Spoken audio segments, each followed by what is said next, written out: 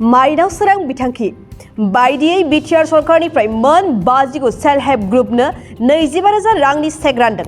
क'क्राझार जिल्लानि सालाकाथि ब्लक इउपिपिएलनि बानजायनायाव दिनै कुर्साखाथि बिसिडिसिनि सिङाव थानाय सातबिन्दो माइखि बाजारनि न'ब्लाङाव बिटिआर सरकारा रायजोनो खोथा होनाय बायदियै माइनाव सोरां बिथांखिनि गेजेरजों गासै मोन 50 सेल्फ हेल्प ग्रुपनो 25,000 रांनि चेक राननानै होदों।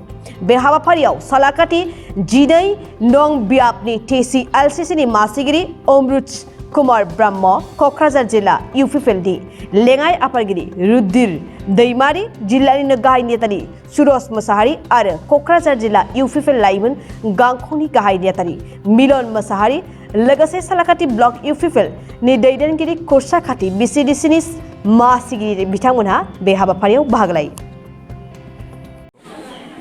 दिनैनि जेनाखि गोथार दिन बे दिनजों लोब्बा लाखिनानै जोङो सालाकाथि समस्तिनि सिङाव दिनै कुर्साखाथि प्राइमारिनि सिङाव हरिगाव बाजाराव बिटिआरनिफ्राय राननानै होनाय सेल्फ हेल्प ग्रुप माइनाव सोरां बिथांखि जेनाखि आसनि बेखौ दिनै राननायनि मोनसे हाबाफारि लादों। दा दिनै आङो बेखौनो ससियेल मिडियानि गेजेरजों फोरमायनो सानो।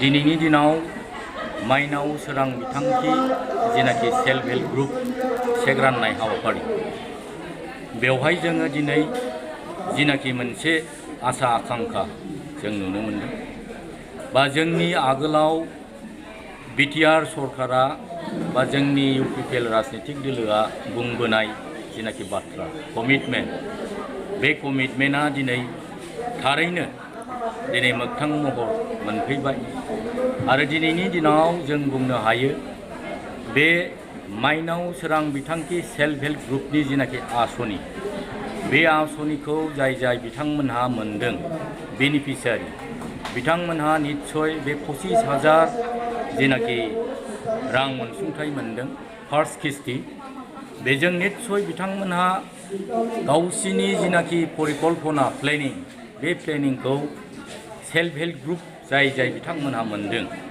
बेनिफिसियारि बिथांमोनहा थारैनो जुदि मोजां खामानियाव बिथांमोनहा बाहायोब्ला बे 25,000 सेल्फ हेल्पनि गेजेरजोंबो निस्सय बिथांमोनहा गावसिनि जेनाखि बेकार समस्या बे बेकार समस्याखौ निस्सय माबा नङा माबा मोनसे प्रडाक्ट खालामनानै गावखौनो मोनसे डिफेन्ड खालामनो हानाय निस्सय माबा मोनसे लामायाव फैगोन होननानै आं सानो।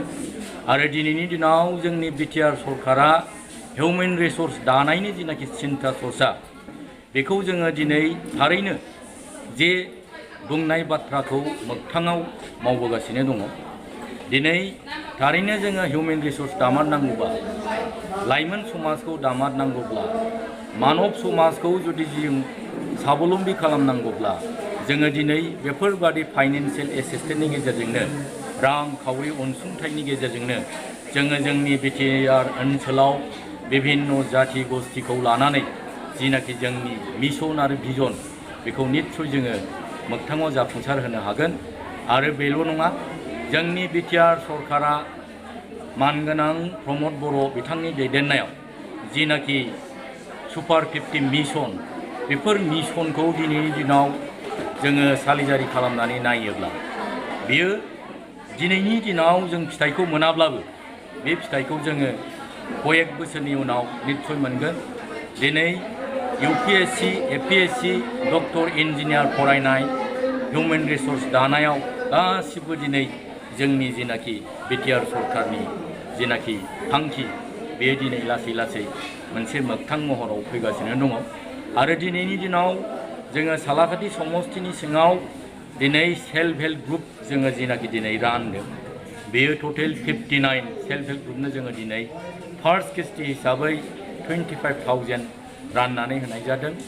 आरो जों आसा खालामदों सेकेन्डआव बिथांमोनहा जुदि मोजाङै मावोब्ला निस्सय बिथांमोनहा बेफोरबादि एक्टिभिटिसजोंनो निस्सय गावनि जेनाखि खामानि मावनाय बेखौ जुदि मोजाङै मावोब्ला निस्सय बिथांमोनहा बेफोरबादि हाबाफारिजोंबो निस्सय गाव गावनि ओनसोलाव गावनो गाव निस्सय गसंनानै मोजाङै गावनि संसार जानायाव आवगायलांनो हागोन होननानै आं सानो।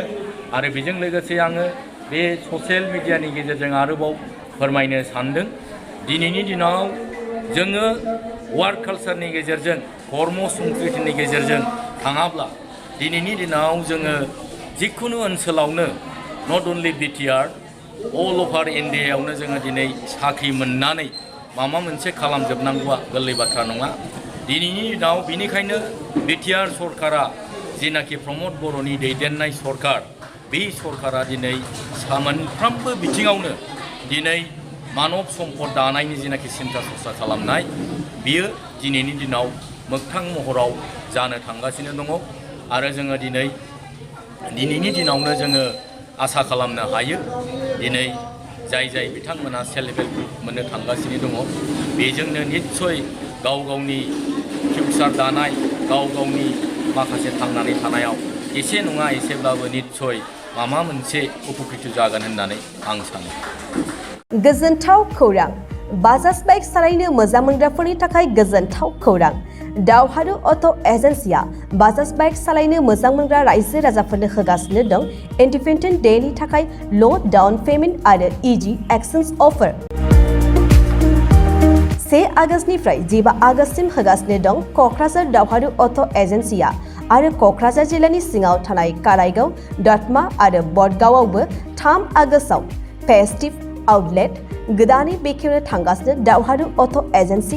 बे गोदानै बेखेवनाय ब्रान्च श'रुमआवबो ल' डाउन पेमेन्ट आरो इजि एक्सचेन्ज अफार लानो हागोन।